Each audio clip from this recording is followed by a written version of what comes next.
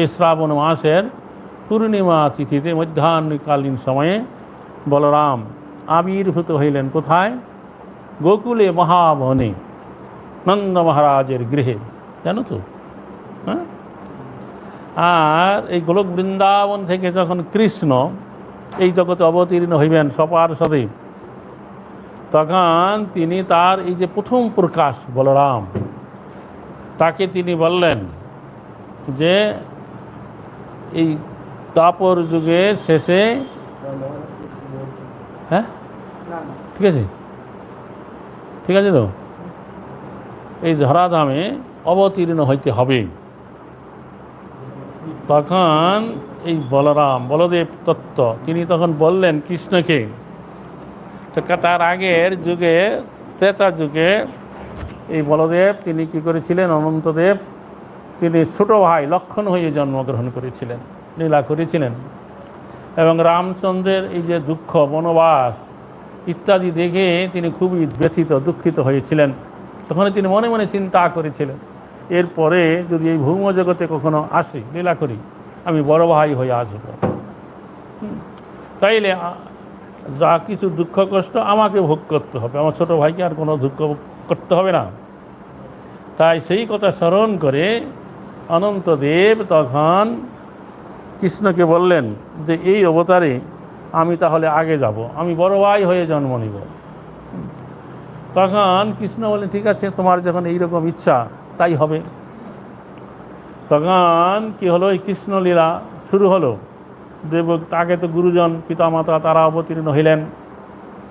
তখন এই দেবকীর সাথে বসুদেবের বিবাহ হলো। সে বিবাহ লীলা অত্যন্ত অদ্ভুত লীলা।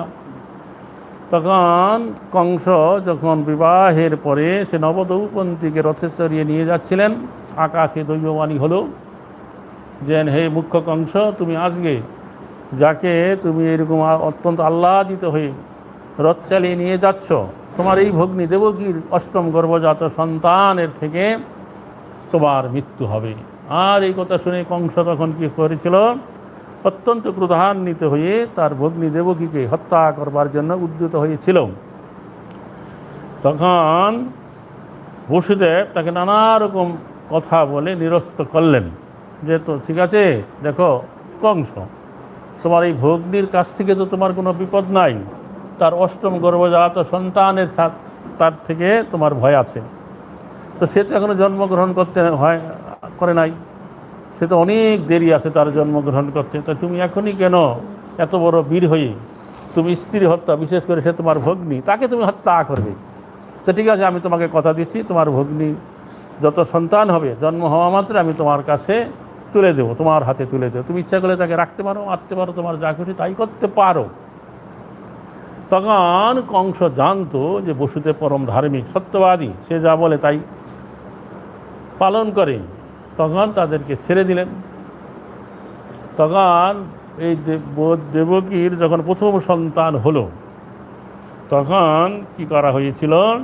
বসুদেব তারপরের দিনেই সেই পুত্রকে কোলে নিয়ে কংসের কাছে উপস্থিত ছিল যে আমি তোমার কাছে কথা দিয়েছিলাম, তোমার ভগ্নী দেবকীর গর্ভজাত সন্তান হলেই আমি তোমার কাছে এনে দেব। তখন কংস সেই শিশুকে কোলে নিয়ে সে তখন চিন্তা করলো এবং বলল যে দেখো বসুদেব, তোমার এই যে প্রথম পুত্র, এর কাছ থেকে আমার কোনো ভয় নাই। দৈববাণী হয়েছিল অষ্টম গর্ভজাত সন্তান, কাজে একে কেন নেব? একে তুমি নিয়ে যাও, তুমি একে নিয়ে লালন পালন করো। তখন বসুদেব তাকে নিয়ে আসছিল। তখন আনতে আনতে চিন্তা করছিল, এখন হয়তো বসুদেবের একটু সাত্ত্বিকভাবে হৃদয় হয়েছে কংসের, আবার কখনো তার যে আসরিক ভাবাপন্ন বন্ধু আছে তারা যে কি যুক্তি দেবে বলা যায় না। তাই এরকম করে তিনি তখন দেবকীর কাছে এনে তার পুত্রকে ফিরিয়ে দিলেন। তখন এই দিকে নারদ মুনি দেখলেন, ওরে বাবা, কংস যদি এরকম ভালো ব্যবহার করে সবার সাথে, তাহলে তো ভগবান শ্রীকৃষ্ণের আসতে অনেক বিলম্ব হয়ে যাবে। কংস যত অত্যাচার করবে ভক্তদের উপরে, বিষ্ণু ভক্তদের উপরে, সাধুদের উপরে, দেবকী বসুদেবের উপরে, তাড়াতাড়ি কৃষ্ণ এই জগতে অবতীর্ণ হইবেন। তো কৃষ্ণ যাতে করে তাড়াতাড়ি এই জগতে অবতীর্ণ হতে পারেন, এই জন্য তখন নারদ মুনি কী করলেন, কংসের কাছে চলে গেলেন। কংসের কাছে গিয়ে তখন তিনি বলছে, দেখো কংস, তুমি কাউকে বিশ্বাস করো না। এই যে তোমার এই ভোজ বংশে, যদুকুলে, এই মথুরা বৃন্দাবনে যত দেবতারা ভগবান বিষ্ণু সহায়তা করবার জন্য তারা অবতীর্ণ হয়েছেন, তুমি কাউকে বিশ্বাস করো না, দেবতাদেরকেও করো না। আকাশে দৈববাণী হয়েছে অষ্টম গর্ভজাত সন্তান তোমাকে বধ করবেন। তোমার হাতের আঙ্গুলে গনে দেখো, এই দিক থেকে গণলে এই দিকে অষ্ট, এই দিক থেকে গণলে এই দিকে প্রথমটাই অষ্ট। বুঝতে পারছ কোনটা যে অষ্টম বোঝা মুশকিল। তো এই তখন এই কংসটিকে তাই তো কাউকে বিশ্বাস করো না। তখন তাড়াতাড়ি কংস কী করলো, সেই বসুদেবের গৃহে গিয়ে তার সেই ভাইগিনাকে একেবারে ধৈর্য আছাড় মেরে ফেলল। এবং তৎক্ষণাৎ তিনি তার পাইপ্যদাদেরকে আদেশ দিলেন যে তোমরা এক্ষুনি দেবকী বসুদেবকে কারাগারে রুদ্ধ করো, ওদেরকে বাইরে রাখা যাবে না, কখন কোন দিকে চলে যায়। তখন সেই দেবকী বসুদেবকে কারাগারে আবদ্ধ করে রাখলো। তারপরে এক একটা করে সন্তান জন্ম হয়, আর হওয়া মাত্র কি করে কংস এসে তাদেরকে ধৈর্য আছাড় মেরে পাথরের উপরে মেরে ফেলে। এরকম করে করে 6টা সন্তান বধ হয়ে গেল।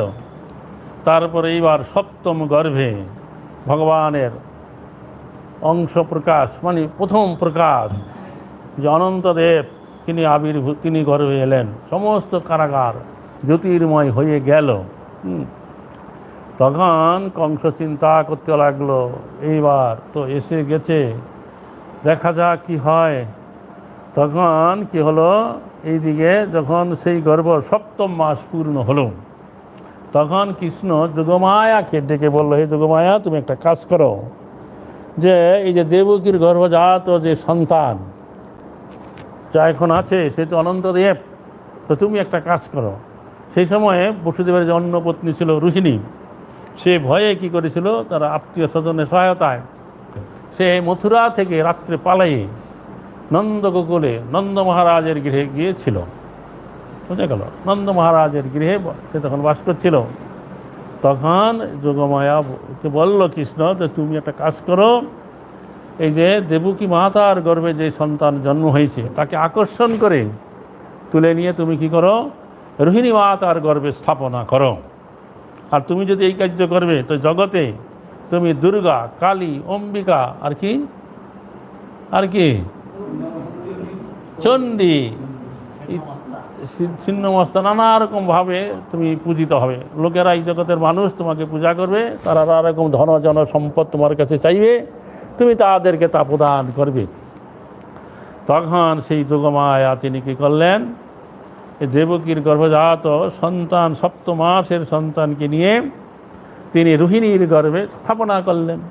বোঝা গেল, টিভিতে দেখাইছে সিরিয়ালে, যে দেবকীর গর্ভে থেকে একটা প্রদীপ আস্তে আস্তে চলে গেল কোথায়, নন্দ গোকুলে রোহিণী মাতা শুয়ে আছে, তার গর্ভে চলে গেল। হরে কৃষ্ণ। আর তারপরে যে রোহিণী মাতা তিনি হঠাৎ জাগ্রত হয়ে গেলেন, এই কি, তিনি বুঝতে পারলেন যে তার গর্ভসঞ্চার হয়ে গেছে। কি করে হলো তিনি বুঝতে পারছেন না। তখন তিনি কান্না করছেন, আর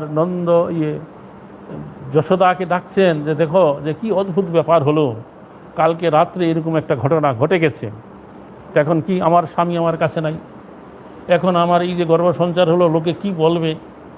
তখন নন্দ যশোদা তাদের সান্ত্বনা দিলেন যে চলো, কোনো ভয় নাই, যে নিশ্চয়ই কোনো দৈব কোনো শক্তি এই কার্য করেছে, চলো আমাদের গুরুদেবের কাছে, শাণ্ডিল্য মুনির কাছে যাই।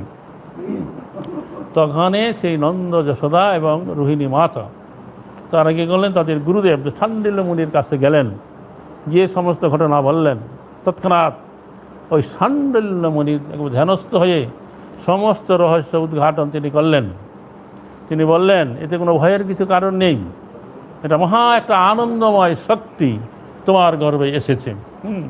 এতে তুমি জগতে পূজিত হবে, এতে তোমার কোনো রকম অপবাদ হবে না, এটা প্রকৃতপক্ষে তোমার স্বামী বসুদেবেরই সন্তান, তুমি এই জগতে খুব করে পূজিত হবে, বলরামের মাতা রূপে তুমি জগতে পূজিত হবে, সবাই তোমাকে সম্মান করবে। তো এইভাবে তখন নির্ধারিত সময়ে বলরাম তার 3 মাস পরেই রোহিণী মাতার গর্ভে আসার পরে এই শ্রাবণ মাসের পূর্ণিমা তিথি মধ্যাহ্নকালীন সময়ে নন্দগোকুলে তিনি আবির্ভূত হইলেন। হরে কৃষ্ণ। আচ্ছা, তারপরে কী করলো, দেবকীর গর্ভের অষ্টম সন্তান ভগবান শ্রীকৃষ্ণ, বলরাম চলে যাওয়ার পরেই দেবকী মাতার গর্ভে কৃষ্ণ স্বয়ং প্রবেশ করলেন। তারপরে তো সবাই জানে সেই ইতিহাস, যে সেখানে কংস কারাগারে কৃষ্ণের আবির্ভূত হইল। তারপরে তখন একবার ঝড় তুফান বৃষ্টি বাদল চলছে, আর সমস্ত কারাগারের কারারক্ষীরা একবার ঘুমন্ত অবস্থায় আছে। কৃষ্ণ চতুর্ভুজ নারায়ণ মূর্তিতে আবির্ভূত হয়েছিলেন। তো দেবকী বসুদেবের পরামর্শে অনুরোধে সে কৃষ্ণ ছোট্ট বালকের রূপ ধারণ করলেন এবং বললেন, আমাকে এক্ষুনি কী করো, যে গোকুলে নন্দ মহারাজের কাছে রেখে আসো।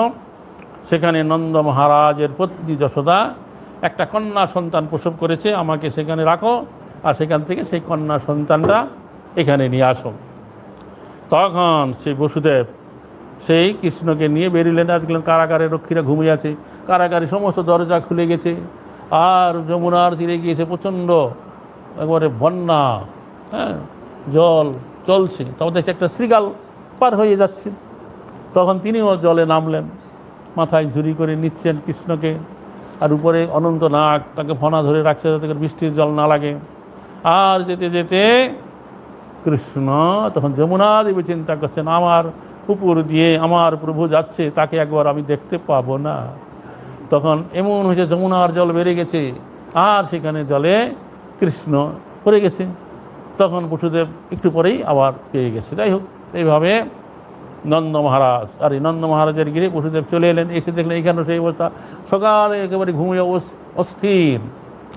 এবং সেখানে তখন তিনি দেখলেন নন্দ মহারাজের গৃহে দরজা সব খোলা, ভিতরে প্রবেশ করলেন এবং যশোদার শয্যার পাশে গিয়ে সেই পুত্রটাকে রাখলেন, আর সেখান থেকে কন্যাটা নিয়ে ফিরে এলেন। তখন যখন সেই আবার কারাগারে ফিরে এলেন, সঙ্গে সঙ্গে কারাগারের দরজা সব বন্ধ হয়ে গেল। প্রহরীরা জেগে উঠল, সে কন্যা সন্তানটা কেঁদে উঠল। তখন প্রহরীরা বুঝতে পারলো যে দেবকীর অষ্টম গর্ভজাত সন্তান জন্ম হয়ে গেছে। সঙ্গে সঙ্গে তারা কংসের কাছে সংবাদ দিল। কংস তাড়াতাড়ি এলো, এসে দেখছে যে দেখি, তখন দেবকী বলছে, দেখো ভাই, আমার এটা পুত্র হয় নাই, আমার এটা কন্যা হয়েছে। কন্যার কাছ থেকে তো তোমার কোনো ভয় নাই, পুত্র সন্তানের কাছ থেকে তোমার ভয় হয়েছে। তো তুমি এই কন্যাকে তুমি মেরো না, আমার এই কন্যা যখন বড় হবে তখন তোমার পুত্রের সাথে আমি তার বিবাহ দেব। তখন কংস চিন্তা করছে, আরে তাহলে দেবতারাও মিথ্যা কথা বলে। ওরা বলল যে অষ্টম গর্ভজাত সন্তান আমাকে বধ করবে, এখন দেখছি কন্যা। তখন বলছে, ঠিক আছে, পুত্র হোক আর কন্যা হোক, একে আমি মারব।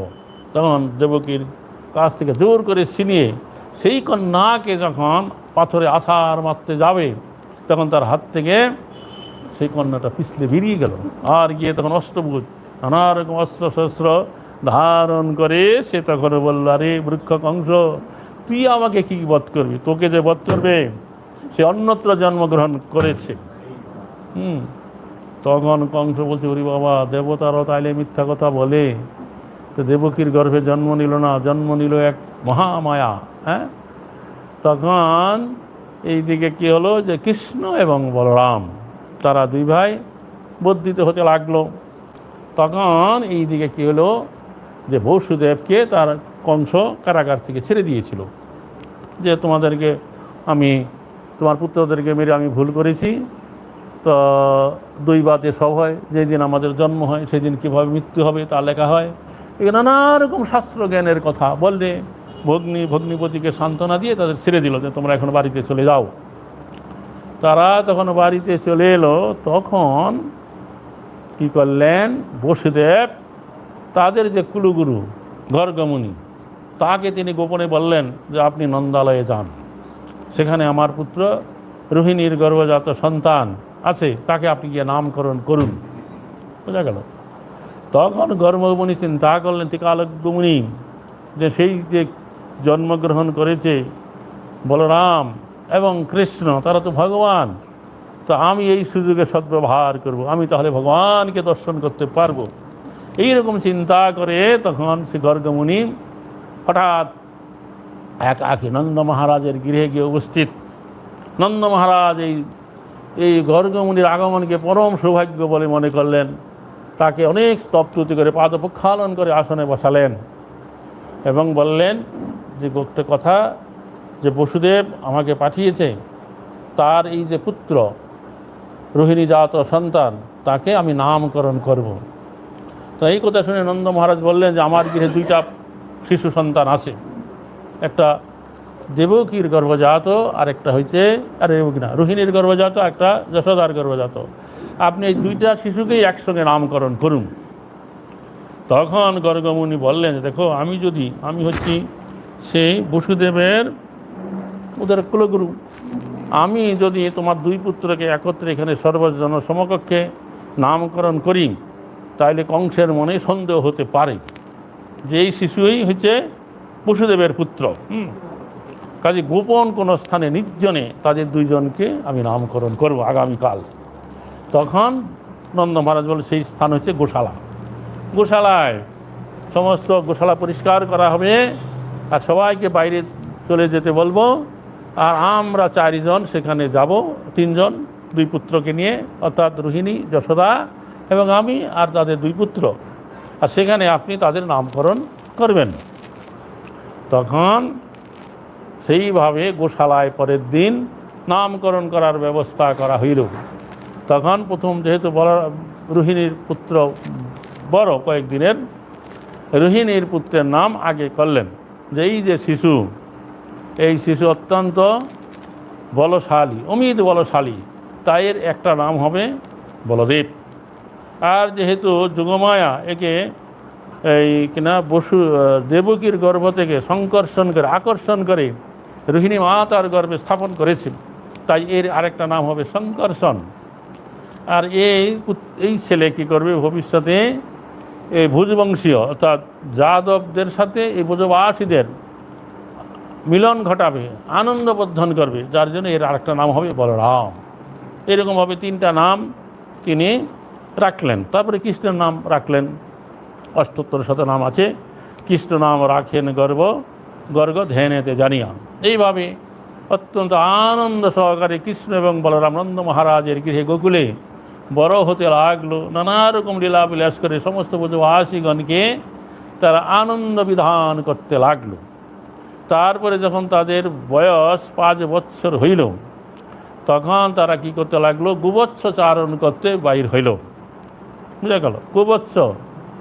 তো সেই গোবৎস চারণ করতে গিয়ে বলরাম কি করেছিলেন, প্রলম্বসুর ধেনুকাসুর বধ করেছিলেন। কৃষ্ণ অন্যান্য অসুরদেরকে বধ করেছে। তো প্রলম্বসুর কীভাবে বলরাম বধ করলো, একবার কৃষ্ণ, বলরাম এবং অন্যান্য সখারা দুই দলে বিভক্ত হয়ে খেলা করছিল। তখন সেখানে কংস প্রেরিত একটা অসুর, যার নাম হচ্ছে প্রলম্ব, সে কি করেছিল, একটা গোপ শিশু রূপ ধারণ করে সে ওই দলে মিশে গেছে। তখন সেই কৃষ্ণ এক পক্ষ, বলরাম আরেক পক্ষ, দুই পক্ষ খেলা হয়েছে।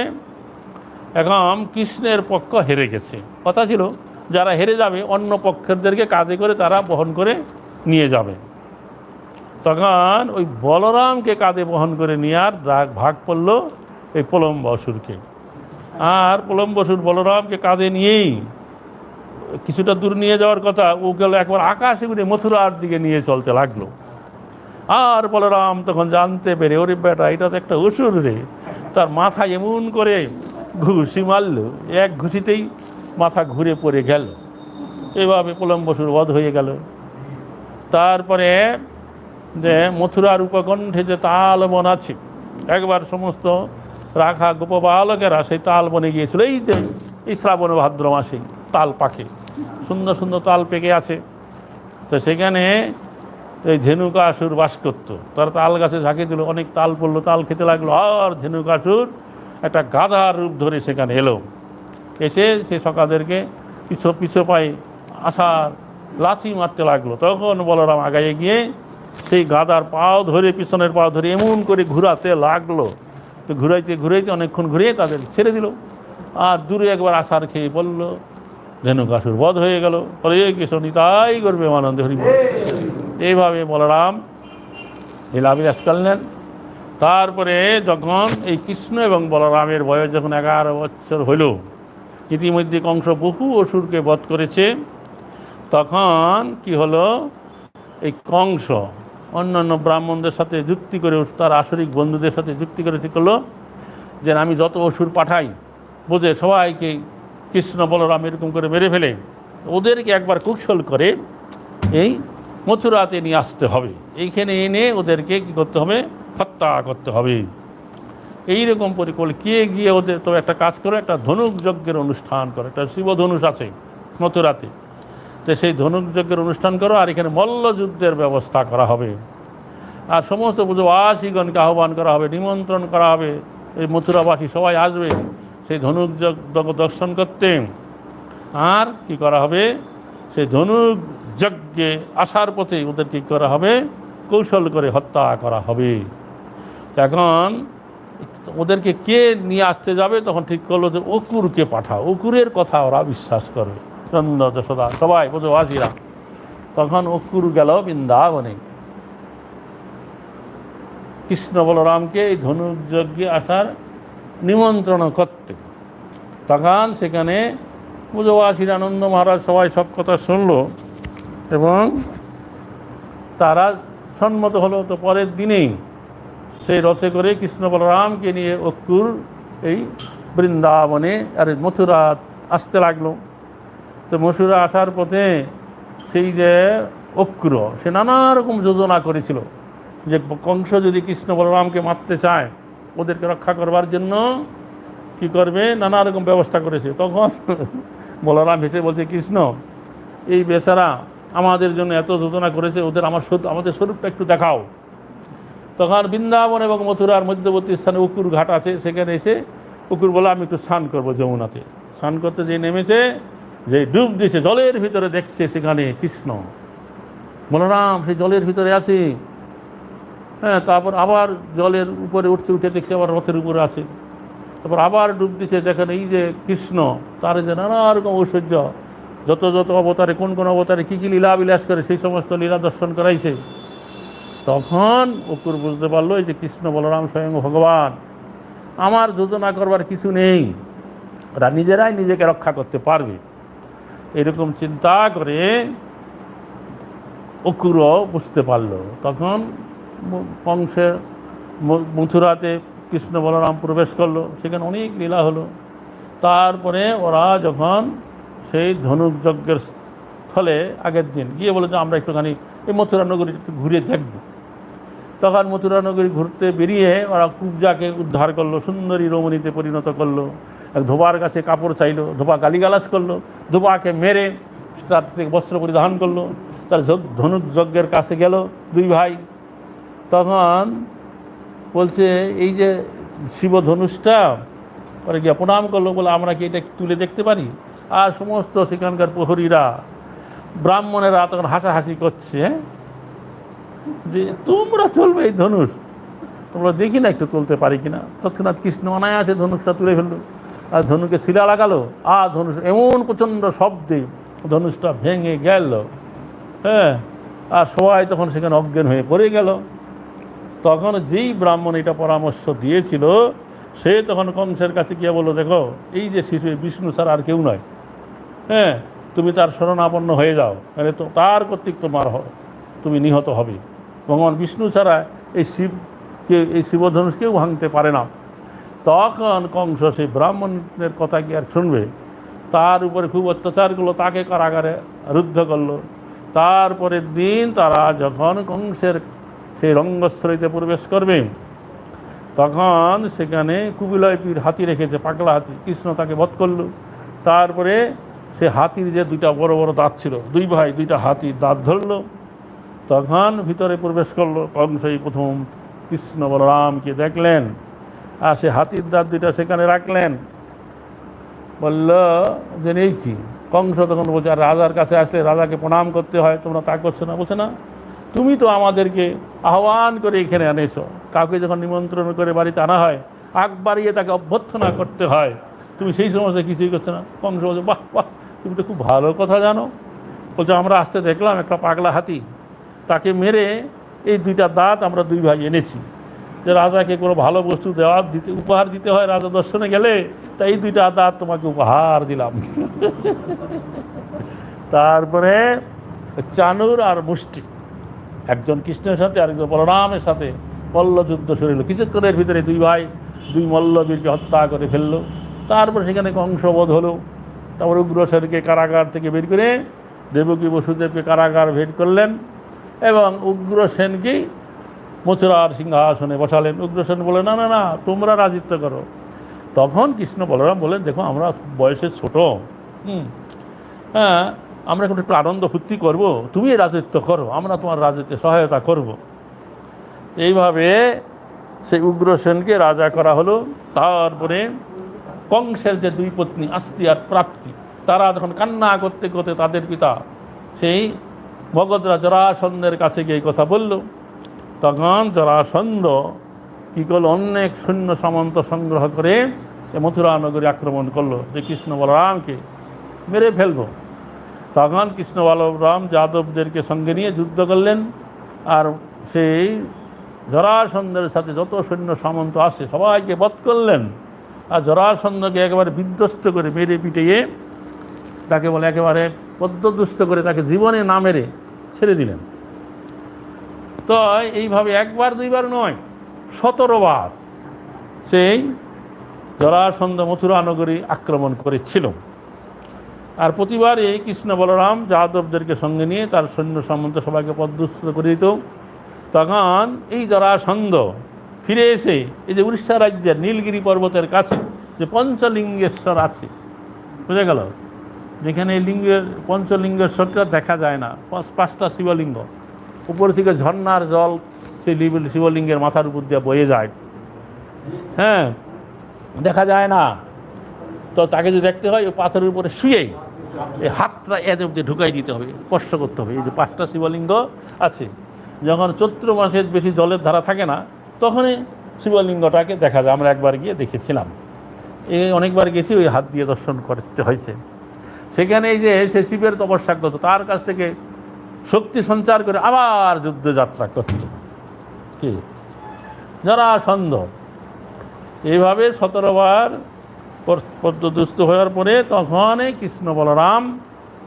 কৃষ্ণ বিশ্বকর্মাকে আদেশ করলেন যে তুমি সমুদ্রের ভিতরে দ্বারকাপুরী নির্মাণ করো। 1 রাতের ভিতরে দ্বারকাপুরী নির্মাণ হয়ে গেল। 1 রাতের ভিতরে সমস্ত যাদব মথুরাবাসী ভক্তদেরকে নিয়ে সেই কৃষ্ণ বলরাম সেই কোথায় দ্বারকাপুরীতে বাস করলেন। আর এদিকে কেউ জানে না যে মথুরাবাসী কৃষ্ণ বলরাম এরা কোথায় গেল। আর কিনা নাম জরাসন্ধ বলল যে কৃষ্ণ বলরামকে আমি মেরে ফেলেছি, ওরা মরে গেছে, ওরা পালাইয়ে গেছে। যাই হোক, এইভাবে দ্বারকাপুরীতে কৃষ্ণ বলরাম বাস করতে লাগলেন। তারপরে হলো এবার কৃষ্ণের বিবাহ লীলা আসবে। তখন সেই সত্যযুগে রৈবত নামক একজন রাজা ছিল, তার একটা কন্যা ছিল। তো রৈবত রাজার কন্যা বলে তার নাম ছিল রেবতী। তো রেবতীর উপযুক্ত বয়সে তার বিবাহ দিবে, উপযুক্ত কোনো পাত্র খুঁজে পাচ্ছিলেন না। তখন রৈবত রাজা তার কন্যা রেবতীকে নিয়ে তিনি সত্যলোকে ব্রহ্মার কাছে চলে গেলেন যে আমার এই কন্যার উপযুক্ত পাত্র কে হতে পারে, আপনি বলুন। তো সেই সময় ব্রহ্মা একটু আহ্নিক করছিলেন, আহ্নিক নাকি সে একটা করছিল, একটু সময় বসে আছে। তখন বলবো, আরে রৈবত রাজা আপনি কেন এসেছেন? বলছে, আমার এই যে কন্যা রেবতী তা এখন বিবাহের উপযুক্ত হয়েছে, তার উপযুক্ত পাত্র কে আছে? তখন ব্রহ্মা বলে, হায় হায়, আপনি এখানে এসেছেন, এই যে কিছুক্ষণ সময় বসছেন, এই পৃথিবীর লোকের এখন সত্য ত্রেতা গিয়ে দাপর যুগের শেষ সময় হয়ে এসেছে। আপনি যাদেরকে দেখে আসেন তাদের আর ফিরে গেলে দেখতে পাবেন না, এবং একমাত্র এখন দ্বারকাতে বলরাম আছে, বলরাম আপনার উপযুক্ত পাত্রীর কন্যা, আপনি তাড়াতাড়ি চলে যান। তখনই রৈবত রাজা তার কন্যা রেবতীকে নিয়ে চলে এলেন। এসে দেখছেন এই পৃথিবীর গাছগুলো সব ছোটো ছোটো হয়ে গেছে, সত্যযুগে যে বড় বড় গাছ দেখছে তা নাই, মানুষগুলো ছোটো ছোটো, সমস্ত প্রাণী গরু আসুর সব ছোটো ছোটো। আর তারা যখন রাস্তা দিয়ে হেঁটে যায় সমস্ত মানুষের থেকে অনেক উঁচু উঁচু লম্বা। সত্য যুগের মানুষ ছিল কত হাত লম্বা? হ্যাঁ, 21 হাত। ত্রেতা যুগের মানুষ হচ্ছে 14 হাত। দাপর যুগের মানুষ হচ্ছে 7 হাত। আর কলি যুগের মানুষ 3.5 হাত। বুঝতে পারছো? তো তারা তো সত্য যুগের মানুষ 21 হাত লম্বা, আর দাপর যুগে সেদিকে মানুষ 7 হাত লম্বা, ছোট ছোট। তখন সমস্ত লোক তাদের দিকে অবাক হয়ে চাইছে, আরে এরা কারা, কোথার থেকে আইলো রে, আরে হাই রে। তখন কি করা হয়েছিল, সে দ্বারকাতে গিয়ে পৌঁছে গেল। দ্বারকাতে পৌঁছে গিয়ে রৈবত রাজা একটা উদ্যানে তার কন্যা দেবকীকে রাখলো, বলে তুমি একটু বসো, আমি আগে গিয়ে রাজপরিবারের লোকদের সাথে কথা বলি তোমার বিবাহের সম্বন্ধে। তখন গিয়ে উগ্রসেনের রাজসভায় রৈবত রাজা চলে গেলেন। তার সাথে বলরামের যে বিবাহ কথা ব্রহ্মা বলছে সেই কথা তাদের সাথে আলোচনা করতে লাগলেন। আর এই দিয়ে কৃষ্ণ তো অন্তর্যামী, কৃষ্ণ বুঝতে পেরেছে। কৃষ্ণ তখন কি করেছে, সেই যেখানে একাকী উদ্যানে রেবতী বসে আছে সেখানে চলে আসছে রেবতীর কাছে। তখন রেবতীর সাথে যখন কৃষ্ণ কথা বলছে তখন রেবতী কৃষ্ণকে তুমি বলে কথা বলছে, যে তুমি কি করছো, কি নানা রকম কথা। তখন কৃষ্ণ হেসে বলছে, তুমি যে আমাকে তুমি বলছ, তুমি আমার সম্বন্ধে জানো না তো, আমি তোমার থেকে দেখতে ছোট হলো, আমি কিন্তু তোমার থেকে অনেক বড়। তো যাই হোক, তখন ওই দ্বারকাবাসী লোকদের রেবতীকে দেখে তারা ঠিক করলো, হ্যাঁ কি বলরামের সাথে তার বিবাহ হবে। তখন বিবাহ যখন হচ্ছিল তখন দুই বরকনে যখন একত্রে দাঁড়ালো, তো রেবতী এত লম্বা, বলরাম এত ছোট, তার কোমরের সমান। তখন কৃষ্ণ হাসাহাসি করতে লাগলো এবং বললো, দাদাজি তুমি কত ছোট, তোমার বউ কত লম্বা, এত ছোট মানুষের এত লম্বা বউ, এটা কেমন করে হবে। তখন বলরাম বলে, ঠিক আছে আমি সাইজ করে দিচ্ছি। তখন তার লাঙ্গল দিয়ে একবার আকর্ষণ করে টেনে তার রেবতীর সাইজটা বলরামের স্কন্ধ অব্দি করে দিল। বোঝা গেল?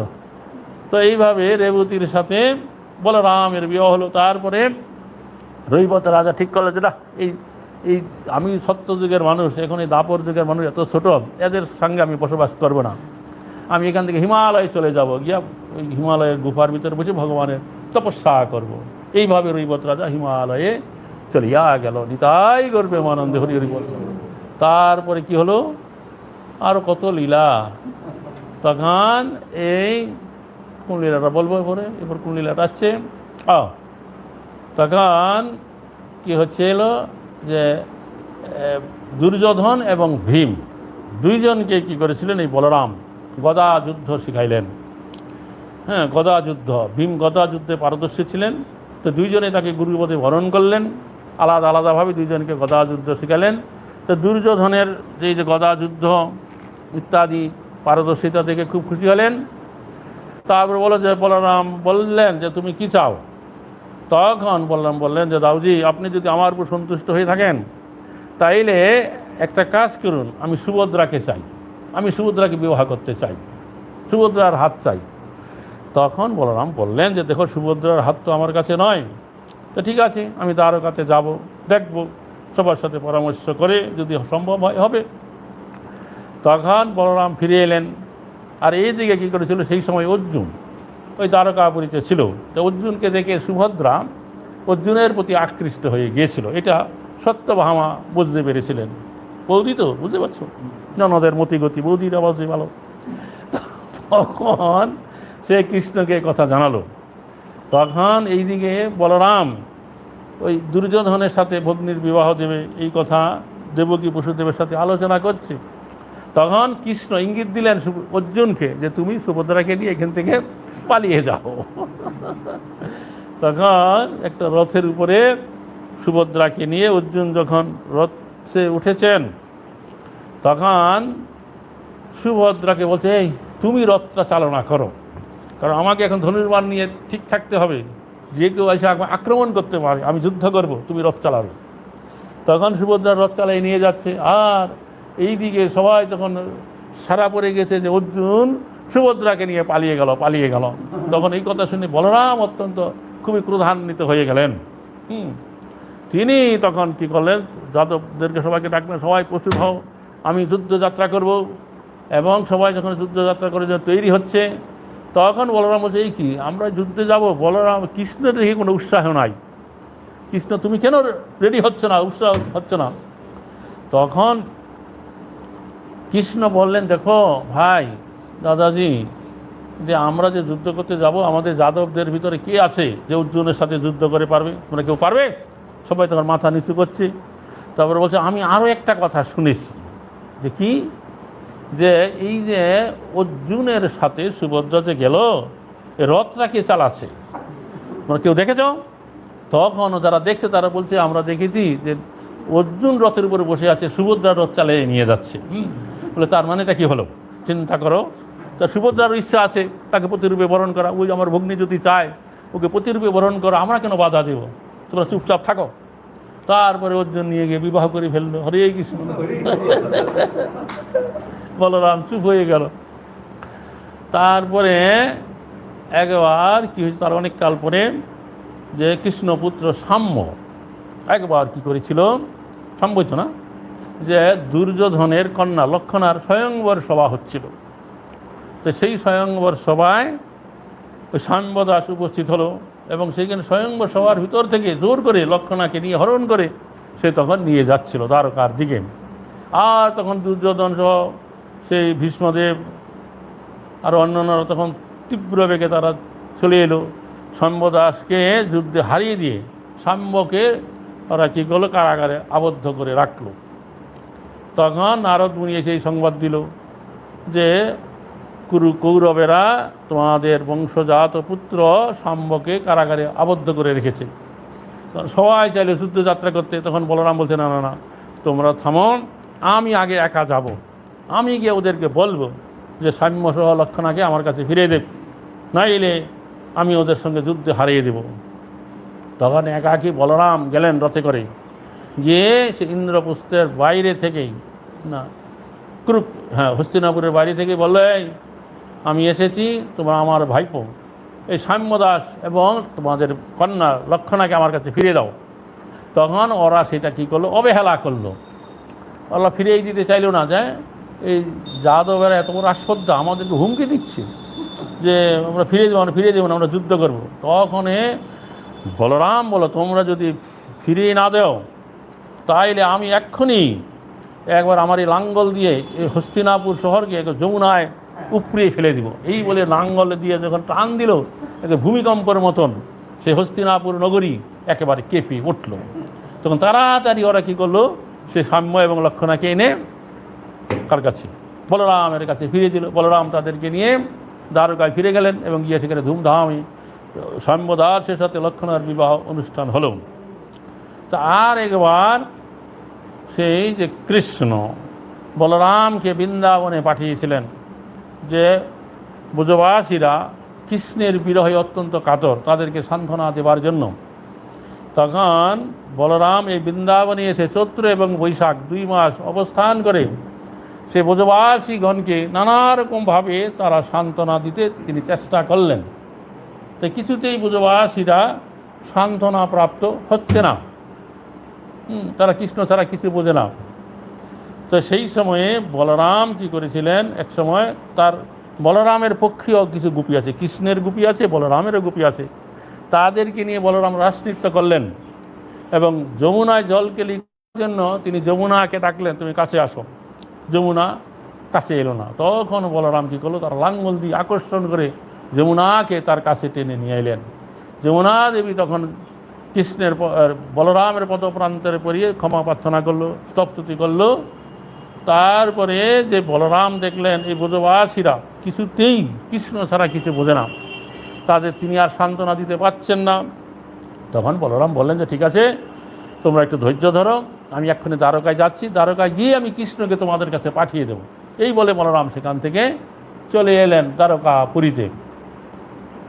যাই হোক, তো এইবার আরেকবার যখন নাকি এই কুরুক্ষেত্র যুদ্ধ হবে, তখন এই কৌরব এবং পাণ্ডব উভয় পক্ষেই তারা কৃষ্ণকে তাদের পক্ষে, বলরামকে তাদের পক্ষে টানাটানি করতে লাগলো, আমাদের পক্ষে এই যুদ্ধ করুন। বলরাম, কৃষ্ণ তখন একটা ঠিক করেছিল যে আমি কোনো পক্ষে যুদ্ধ করব না, অস্ত্র ধারণ করব না, তবে আমি যেই পক্ষে যাব সেই পক্ষে আমি রথ চালাতে পারি। আর কি আমার যত সেনা আছে নারায়ণ সেনা আমি যেই পক্ষে যাব তার বিপরীত অপর পক্ষে নারায়ণ সেনা থাকবে। তো যাই হোক, এরকম করে অর্জুন সে কৃষ্ণকেই চাইছিল তাদের পক্ষে, এবং দুর্যোধন মনে করছে আমার এই জয় হয়েছে, আমি কি করেছি, এই যে সর্বশ্রেষ্ঠ সেনা নারায়ণের সেনা আমি প্রাপ্ত হয়েছি। এই কথা যখন এসে খুব আনন্দিত চিত্তে হস্তিনাপুরে সবার কাছে বলছে, তখন শকুনি বলছে, আরে বৃক্ষ তুমি ঠকে গেছো।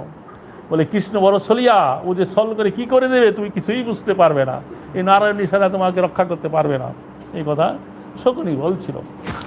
তো যাই হোক, তখন এই বলরাম ঠিক করেছিলেন যে আমি এই সময় আর দ্বারকায় থাকবো না, আমি কি করব, আমি এখন তীর্থযাত্রা করতে যাব। আমি যদি দ্বারকায় থাকি, ওই পক্ষে এসে আমাকে বলবে দাদাজি আপনি আমাদের সঙ্গে আসুন, এই বলবে আমাদের সঙ্গে আসুন, এই ভাই ভাই যুদ্ধ হয়েছে, আমি কোনো পক্ষে থাকবো না, আপনি এখানে দ্বারকাপুরীতে এখন থাকবো না, তীর্থযাত্রা করতে বেরিয়ে পড়ি। এই বলে তার সাথে অনেক যাদবেরা বেরোলেন, তিনি তীর্থযাত্রা ভ্রমণ করতে লাগলেন, বহু তীর্থ গেলেন, বহু তীর্থে গিয়ে দান ধ্যান করলেন, তীর্থে স্নান করলেন। নৈমিষারণ্য যখন গেলেন, সেই সময়ে সমস্ত মুনি ঋষিরা, উগ্রশ্রবা মুনি, তার মুখে তারা ভাগবতম কথা শুনছিলেন, হরে কৃষ্ণ পুরাণ কথা শুনছিলেন। তখন সেখানে বলরাম যখন সেখানে হঠাৎ উপস্থিত হলেন, সমস্ত মুনি ঋষিরা তারা তখন দাঁড়িয়ে বলরামকে সম্মান করলেন, কিন্তু সেই যে বেশাসনে বসেছিলেন উগ্রশ্রবা মুনি, তিনি উঠে দাঁড়ালেন না। তখন বলরাম কী করলেন, একটা কুশগ্রাস দিয়ে সেই লোমহর্ষ মুনিকে হত্যা করে ফেললেন। তখন মুনি ঋষিরা হায়া করলো, এই আমাদের ভাগবত পুরাণ পাঠ করে শোনাতো, এখন কে আমাদের এই পুরাণ পাঠক হবে। তখন বলরাম কী করলেন, সে উগ্রশ্রবা মুনির যে পুত্র, লোমহর্ষ মুনির যে পুত্র সুত গোস্বামীকে সেই ভাগবত আশ্রমে বসাই দিলেন, যে এনি তোমাদেরকে ভাগবত পাঠ করে শোনাবেন। এইভাবে বলরাম তখন ভ্রমণ করতে করতে, বহু তীর্থ দর্শন করতে করতে তিনি নবদ্বীপ ধামে এলেন। নবদ্বীপ ধামে যখন তিনি এলেন, নবদ্বীপ ধামের একেবারে সীমান্ত দ্বীপ উত্তর প্রান্ত রুক্কুণপুর নামক যে স্থান আছে সেখানে এলেন। সেখানে যখন এলেন তখন সেখানকার ব্রাহ্মণেরা বললেন যে আপনি এখানে এসেছেন খুব ভালো, আমাদের এখানে কোলা নামক একটা অসুর আছে, সে আমাদের সব সময় বিরক্ত করে, আমাদের ধর্মকর্ম যজ্ঞ অনুষ্ঠান যা কিছু করতে যাই সে তখন বিঘ্ন সৃষ্টি করে, ধর্মকর্ম আমাদের করতে দেয় না, তো আপনি এই কোলাসুরকে দমন করুন। তখন সেই বলরামের সাথে সেই কোলাসুরের গদা যুদ্ধ হলো। গদা যুদ্ধ করতে করতে বলরাম কী করলেন, গদাঘাতে সে কোলাসুরের মাথায় এমন আঘাত করলেন, একবারে চূর্ণ বিচূর্ণ হয়ে কোলাসুর বধ হয়ে গেল। হরে কৃষ্ণ। তারপর বলরাম সমস্ত যাদবদেরকে নিয়ে সেখানে গঙ্গায় স্নান করলেন। এই জন্য রুক্কুণপুরকে বলা হয় রাম তীর্থ। রাম দাপর যুগে শেষে এসেছিলেন। তো নবদ্বীপ ধাম মাহাত্ম্য গ্রন্থ ভক্তিবিনোদ ঠাকুর 3টা লিখেছে, পরিক্রমা খণ্ড, নবদ্বীপ ধাম পরিক্রমা খণ্ড, নবদ্বীপ ধাম প্রমাণ খণ্ড, নবদ্বীপ ধাম ভাব তরঙ্গ। তো পরিক্রমা খণ্ডে পরিক্রমার কথা লিখেছেন, এমন কথা আছে অনেকের মনে পড়ে সন্দেহ হতে পারে যে ভক্তিবিনোদ ঠাকুর এই যে লেখল গ্রন্থ কোন শাস্ত্রে আছে। তো প্রমাণ খণ্ডে সমস্ত পুরাণে সংহিতার কোথায় কি আছে সে সংস্কৃত শ্লোকে সেটা বর্ণনা করা আছে। সেখানে বর্ণনা করা আছে এই যে কোলাসুর, এই কোলাসুরটা পূর্ব জীবনে এই নবদ্বীপ অধিপতি একজন রাজা ছিল। রাজা, নবদ্বীপ মণ্ডলের রাজা। তো রাজা হয়ে সে সুন্দরভাবে প্রজা পালন, রাজ্য শাসন সবই করত, কিন্তু তার একটা দোষ ছিল কি, সে লোমহর্ষ মুনির কুরূপ দেখে একবার দন্ত বিকশিত করে হাসত, যখনই দেখতো হাসত, এরকম বারবার হয়ে যাচ্ছিল। তো একবার সে লোমহর্ষ মুনির কি হলো, ক্রোধ হয়ে গেল। ক্রোধ হয়ে সে তখন অভিশাপ দিয়ে দিল যে তুমি রাজা হয়ে আছো আর আমার এই কুরূপ দেখে তুমি এরকম করে দন্ত বিকশিত করে হাসো, আমি তোমাকে অভিশাপ দিচ্ছি, তুমি একটা অসুর হয়ে যাও। হায় হায়। তখন সেই রাজা আবার লোমহর্ষ মুনির হাতে পায়ে ধরে ক্ষমা চাইল যে আপনি ওই অভিশাপ তুলে নেন, আমাকে এরকম অসুরের দেহ করবেন না। তখন লোমহর্ষ মুনি বলল, দেখো তুমি এরকম আমার কুরূপ দেখে যখন তখন তুমি এরকম করে হাসতে, আমার ক্রোধ হয়ে গেছে, আমি অভিশাপ দিয়ে দিছি, তো তোমার এখন অসুর হতেই হবে, এছাড়া নিস্তার নাই। তা ঠিক আছে, তুমি এক্ষুনি অসুর হয়ে যাও, দাপর যুগ অবধি থাকো, দাপর যুগে শেষে বলরাম আসবে, বলরামের গদাঘাতে তোমার কোলাসুর দেহ থেকে তুমি মুক্ত হয়ে যাবে, উদ্ধার হয়ে তোমার স্বস্থানে ফিরে যাবে। তাই সেই যে কোলাসুর এরকম অসুর হয়েছিল, কোলাসুর লোমস্যমণির কৃপায় বলরাম এসে কৃপা করে তাকে গদাঘাত করে তাকে কি করলো, উদ্ধার করলো। তারপরে বলরাম কি করেছিলেন, ওখান থেকে চলতে চলতে যাদবগণকে নিয়ে আমাদের জগন্নাথ মন্দিরের কাছে এলেন। জগন্নাথ মন্দিরের এখানে অনেক ব্রাহ্মণ তখনকার দিনে বাস করতো, তারা তখন বলরামকে অভ্যর্থনা করলো। বলরামকে তারা বলল, আপনি কোলাসুরকে বধ করেছেন, ভালো করেছেন, তা আমাদের এখানে ময়া নামক আরেকটা অসুর আছে, এই ময়াসুরকে আপনি দমন করুন। এও আমাদেরকে এরকম নানা রকমভাবে বিরক্ত করে ধর্মকর্ম করতে দেয় না। তখন বলরাম, হরে কৃষ্ণ, জগন্নাথ মন্দির থেকে দক্ষিণ পূর্ব দিকে যে একটা মাঠ আছে জলঙ্গি নদীর ধারে, সেখানে গিয়ে বলরাম সেই ময়াসুরকে প্রাপ্ত হইলেন। তো এইবার আর গদা নয়, খালি হাতে মল্লযুদ্ধ করলো, কিলাকিলি মল্লযুদ্ধ করতে করতে বলরাম সেখানে ময়া নামক অসুরকে কী করলেন, বধ করলেন। তো এখনও ওখানকার স্থানীয় লোকেরা বলে মারামারি মাঠ, মারামারি মাঠ শব্দটা হবে ময়ামারি মাঠ।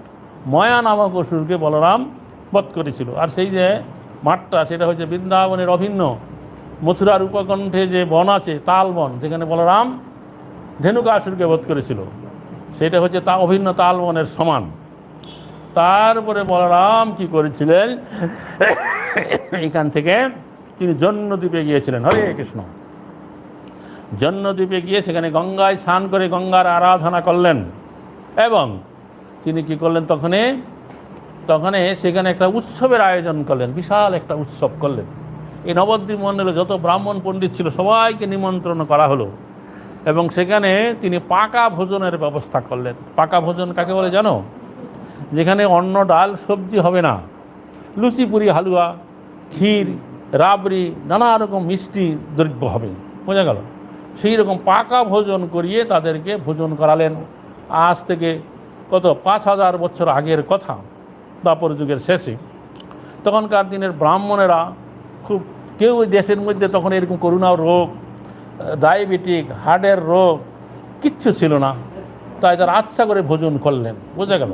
আর ভোজনান্তে সেই বলরাম কি করলেন, সকলকে স্বর্ণ বস্ত্র অর্থ প্রদান করলেন। এইরকমভাবে বলরাম লীলাবিলাস করলেন।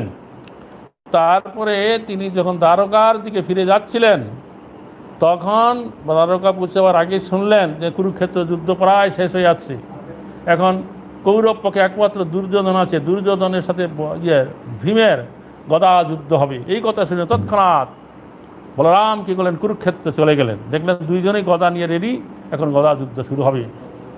তখন বলরাম সেখানে দাঁড়ালেন, কৃষ্ণ আছে, পঞ্চপাণ্ডবের আছে, আর বিশ্বে কেউ নাই। তখন সেখানে গদা যুদ্ধ হচ্ছিল। তবে কি হয়েছিল, সে গদা যুদ্ধের আগের দিন রাত্রে একটা ব্যাপার হয়েছিল। সে ব্যাপারটা হয়েছে কি, যে এই যে গান্ধারী জননী, তিনি তার পতি যেহেতু চোখে দেখতে পায় না, জন্মন্ধ, তো বিবাহের সময়ে সে কি করেছে, পট্টি বেঁধে চোখু বেঁধে রেখেছে, যে আমার পতি তার চোখ দৃষ্টি নাই, আমি কী করে দৃষ্টি দেখব। সেও এই জগতের কোনো কিছু দেখতো না, চোখটা বন্ধ করে রাখিছিল। তো তার সে 99টা সন্তান, পুত্র সন্তান মারা গেছে। তো গান্ধারী চেয়েছিলেন তার অন্তত একটা পুত্র জীবিত থাক। দুর্যোধন জীবিত আছে, ওই জীবিত থাক, রাজ্য পাক না পাক সেটা কোনো দুঃখ নাই, কিন্তু আমার একটা ছেলে যেন অন্তত জীবিত থাকে। তখন আগের রাত্রে এই গান্ধারী দেবী, তিনি তখন, গান্ধারীও কিন্তু ওই কুরুক্ষেত্রে চলে এসেছিল হস্তিনাপুর থেকে, কুন্তী দেবীও চলে আসছিল। তখন দুর্যোধনকে ডেকে বলে, দুর্যোধন তুমি একটা কাজ করো, তুমি আজ রাত্রে এক্ষুনি তুমি যে ব্রহ্ম সরোবর আছে একেবারে বস্ত্রহীন হয়ে সেখানে স্নান করবে, স্নান করে বস্ত্রহীন হয়ে তুমি আমার কাছে আসবে। আসলে পরে আমি আমার পট্টি খুলে তোমাকে দেখবো, পা থেকে মাথা অবধি, মাথা থেকে পা অবধি। আমি যেই পর্যন্ত তোমাকে আমার দৃষ্টি যেখানে পড়বে, কোনো অস্ত্র তোমাকে কোনো রকম আঘাত বা ব্যথা তোমার লাগবে না, তুমি বেঁচে যাবে, তোমাকে কেউ হত্যা করতে পারবে না। এই কথা শুনে দুর্যোধন বলছে, ঠিক আছে মা, তাহলে আমি এক্ষুনি যাচ্ছি। তখন দুর্যোধন সে ব্রহ্ম সরোবরে ডুব দিয়ে একবারে নগ্ন হয়ে যখন হাঁটতে হাঁটতে তার মায়ের শিবিরের দিকে যাচ্ছিল, তখন কি হয়েছিল, এটা গান্ধারীর ইচ্ছা ছিল তার একটা পুত্র যেন জীবিত থাকে, কিন্তু কৃষ্ণের ইচ্ছা ছিল অন্যরকম। বোঝা গেল? কৃষ্ণ অন্তর্যামী ভগবান। কৃষ্ণ জানতেন যে এই যে ধর্মরাজ্য স্থাপন করতে গেলে হস্তিনাপুরের সিংহাসনে এই যুধিষ্ঠির মহারাজকে বসাইতে হবে, আর এই ধর্মরাজ্য স্থাপনা করতে হলে এই দুর্যোধনের জীবন সমাপ্ত হইতে হবে, নাহলে ধর্মরাজ্য স্থাপন করা যাবে না। তাই তখন কৃষ্ণ অন্তর্যামী সব জানে যে ও যদি এই যে গান্ধারী যদি ওর যদি নাঙ্গা শরীরে যদি দেখে ফেলে, কোনো অস্ত্র তো আর কাজ করবে না। তখন রাতের অন্ধকারে তখন দুর্যোধন একাকী হাঁটতে হাঁটতে মায়ের শিবিরের দিকে যাচ্ছে, উল্টা দিক থেকে কৃষ্ণ তখন আসছে। আইজা কৃষ্ণ তখন হাসছে, এই কি দুর্যোধন, এই কি ব্যাপার, হাসতে হাসতে বলছে তুমি এরকম নাঙ্গা কেন, সভ্যনাশ। তখন বলছে না, আমার মা বলছে যে এরকম ব্রহ্ম সরোবরে স্নান করে তার কাছে গেলে সে চোখে দেখবে কোনো অস্ত্র আমাকে কাজ করে রাখবে। তখন কৃষ্ণ এসে বলছে সি সি সি সি, তোমার যে এত যে কুরু বংশের এত পুরুষ আছে, কেউ কি এই কর্ম করেছে? সি সি সি দুর্যোধন বলে, তোমার তো কোনো পরম্পরাই নাই, অন্তত পক্ষে কোনো পাতা টাতা দিয়ে কোমরের অংশটা ঢাকা রাখো। মায়ের কাছে বাল্যকালে ছেলে নাঙ্গা থেকে যায়, কিন্তু এই বয়স্ক ছেলে তুমি মায়ের কাছে এরকম ন্যাংটা হয়ে যাবে, কীরকম সি সি সি সি। তখন দুর্যোধনের মনে খটকা লেগে গেল, হয়তো ঠিকই তো, যে আমি এরকম ন্যাংটা হয়ে মায়ের কাছে কি করে যাব। তখন কোথায় আছে পলাশ পাতা দিয়ে, কোথায় আছে কলা পাতা দিয়ে তার কোমরটা ঢেকে সে মায়ের কাছে গেছে। তখন বলছে মা আমি স্নান করে এসেছি, তুমি পট্টি খোলাও। তখন সেই যে গান্ধারী সে তার পট্টি খুলেছে, তার মুখের থেকে পায়ের দিকে, পায়ের থেকে মুখের দিকে তাকাচ্ছে, তার দৃষ্টি থেকে একটা আলোকবর্তিকা তার গায়ে পড়েছে, আর দেখছে যে তার কোমরের এই অংশটা কি ঢাকা, পাতা দিয়ে ঢাকা। তখনই গান্ধারী খুব তিরস্কার করলো দুর্যোধন, হে দুর্যোধন তুমি এই কী করলে, আমি মা তুমি ছেলে, মায়ের কাছে তুমি বস্ত্রহীন হয়ে আসবে, তাতে লজ্জার কি আছে, তুমি কেন এই পাতা পরিধান করলে? তখন দুর্যোধন মা তাহলে আমি এখন খুলে ফেলি। বলছে না, আর হবে না, এই যে একবার দৃষ্টি চলে গেছে আর তাকাইলেও হবে না। তখন দুর্যোধন বলে ঠিক আছে মা, আমি তাহলে কালকে গদা যুদ্ধ করবো ওদের সাথে, গদা যুদ্ধ করে ওদেরকে মেরে ফেলো। গদা যুদ্ধের নিয়ম হচ্ছে কি, নাভির নিচে আঘাত করতে নেই, নাভির উপরে যতবার আঘাত করা যাবে, কিন্তু নাভির নিচে গদা যুদ্ধের আঘাত করার নিয়ম নয়। আমি ওদের সাথে গদা যুদ্ধ করবো, গদা যুদ্ধ করে ওদেরকে বিনাশ করো, তোমার কাছে আমি বলছি। এরকম চিন্তা করে অহংকারী ভীত হয়ে দুর্যোধন কী করছে, সেই সময় রাত্রে গিয়ে ওই ব্রহ্ম সরোবরে গিয়ে ডুব দিয়ে পলায় আসে। আর পরের দিন যখন ওরা যুদ্ধ করতে আসছে, 18 দিনের দিন, দেখছে কোথায় দুর্যোধন নাই, তার সৈন্য সামন্ত কিছু নাই। যুধিষ্ঠির বলছে হায় হায়, দুর্যোধন কোথায় গেল? তখনই কিছু রাখাল বালকেরা ওই দিক দিয়ে যাচ্ছিল, ওরা বললো আমরা দেখছি এই ব্রহ্ম সরোবরে দুর্যোধন প্রবেশ করেছে। তখন ওরা আসছে, এসে দেখছে ওখান থেকে যে শ্বাস ছাড়ছে, হাওয়া বেরোচ্ছে ফুটফুট করে জলের থেকে। তখন যুধিষ্ঠির সেই দুর্যোধনের উদ্দেশ্যে অনেক তিরস্কার করলো যে তুমি সমস্ত সৈন্য সামন্ত ভাইদেরকে মেরে তুমি এখন একা জলের নিচে ডুবে তুমি ভাবছো বেঁচে থাকবো। তখন সেই তিরস্কার শুনে দুর্যোধন জল থেকে বেরিয়ে এলো, বলছে ঠিক আছে আমি এখন গদা যুদ্ধ করবো তোমাদের সাথে, তোমাদের ভিতরে কে প্রথম মরতে চাও আসো। তখন ভীম বলল যে ঠিক আছে আমি এর সাথে গদা যুদ্ধ করব। তখন দুইজনে গদা নিয়ে রেডি, সেই সময় বলরাম এসে হাজির। বলরাম তখন কি হলো, গদা যুদ্ধ করছে। তখন এই যে ভীম যত আঘাত করে ঠাস ঠাস করে শব্দ হয়, ওর গায়ে কোনো আঘাত লাগে না। আর দুর্যোধন যখন আদেশ করে ভীমের গায়ে লাগে, তখন কৃষ্ণ অর্জুনকে বলে অর্জুন তুমি শিখাই দাও ভীম ভাই যেন এইখানে উরুতে যেন আঘাত করে, উরুটা ঢাকা ছিল ওইটা লাগবে। তখন অর্জুন বলল না, বলছে না গদা যুদ্ধের নিয়ম এরকম নাই, নাভির উপর আঘাত করতে হয়। বলে তাহলে ভাইয়ের মরণ দেখো। তখন কৃষ্ণই বলে এ ভীম ভাইয়া, ভীম ভাইয়া, মানে উনুটা দেখা যায় এখানে আঘাত করো। যেই না ওই ভীম শুনছে যে এখানে আঘাত করতে বলে, সঙ্গে সঙ্গে গদা যুদ্ধের নিয়ম লঙ্ঘন করে উরুতে আঘাত করে দিল। আর তখন এই দুর্যোধন ধরাশায়ী হয়ে পড়ে গেল। আর তখন বলরাম তো রেগে গেল। বলরাম বলছে তুমি যুদ্ধের নিয়ম লঙ্ঘন করে তুমি উরুতে আঘাত করেছো নাভির নিচে, তোমাকে আমি মেরে ফেলবো। তখন কৃষ্ণ গিয়ে সেই বলরামের গদা ধরে ফেললো। বলছে না ভাই তুমি কি করছো? বলে তোমার এই যে শিষ্য দুর্যোধন সেই বারবার কতবার এরকম অন্যায় কর্ম করেছে, তুমি একবার তাকে শাসন করো নাই। আর ভীম ভাই একবার করছে, তাকে তুমি গদা দিয়ে মারতে আসছো। আর এই যুদ্ধের আগে তুমি থাকলে না, চলে গেলো তীর্থ করতে, আর এখন তুমি শেষ সময় আসছো। তখন বলরাম লজ্জা পাই সেখান থেকে চলে গেল। হরে কৃষ্ণ, দ্বারকাতে ফিরে গেল। তো যাই হোক, এইভাবে কুরুক্ষেত্র যুদ্ধ সমাপ্ত হইল। দুর্যোধনের উরুভঙ্গা কোথায়? মানিকতলার খালে।